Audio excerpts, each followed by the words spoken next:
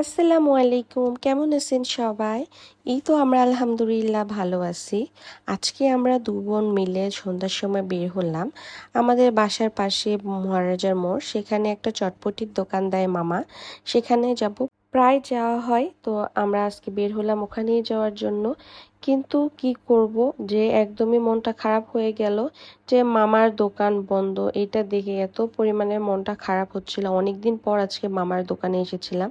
এই তো দেখেন মামার দোকান অফ। এখানে একদম মহারাজা মোড় বটতলিটার সাথেই একদম লাগানো। তো আর কি করার, দেখলাম যে এখানে একটা নতুন হোটেল দিয়েছে। আগে থেকে একটা হোটেল ছিল, তার পাশে দেখলাম যে আরো একটা নতুন হোটেল দিয়েছে। তো চিন্তা করলাম এখানেই খাওয়া যায়।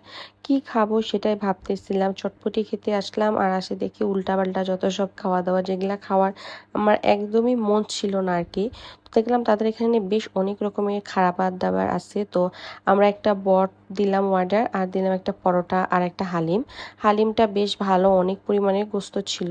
আমি যেহেতু বট তেমন একটা পছন্দ করি না, বাসায় রান্না করলে খেতে ভালো লাগে, বাট বাইরে আমার বট খেতে একদমই ভালো লাগে না। তো আমি বট আর খাইনি, আমি হালিম খেলাম, আর আমার ছোট বোন খেলো হলো বট আর পরোটা। তো হালিমটার মধ্যে বেশ অনেক গোস্ত ছিল, বাট যেখানেই হালিম খাই দিনাজপুর লিলি মোড়ের হালিমটা সব থেকে বেস্ট আমি বলবো। তো রাস্তা পার হয়ে গেলাম, কিছু জিনিস নেওয়ার দরকার ছিল, সেগুলা নিলাম। পেটিস, তারপরে হইলো পেস্ট্রি নিলাম, আরও এগুলো নিয়ে দিয়ে বাসায় চলে যাব। আর বাইরে কোথাও খাবো না, কারণ ওখানে আমি একদমই খেতে পাইনি। এই তো চলে আসলাম বাসা। আজকের ভিডিও এই পর্যন্তই।